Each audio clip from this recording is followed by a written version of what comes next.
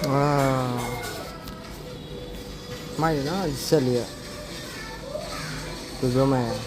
ဘန်ဂလိုရီဟိုတယ်မှာအသားသုံးဝင်ပေါ့ဘာဖြစ်လဲမညံဘူးဆက်တယ်တယ်လားညံတယ်ဖြစ်တယ်ဒါပေမဲ့ဆက်တယ်ညံလို့ရှိရင်အဲ့ဒီကအဲ့လိုမရဘူးလေအဲ့လိုပထရီနဲ့ကောင်းလို့မိုက်တယ်လားဘာတဲ့မှကြာဆွေး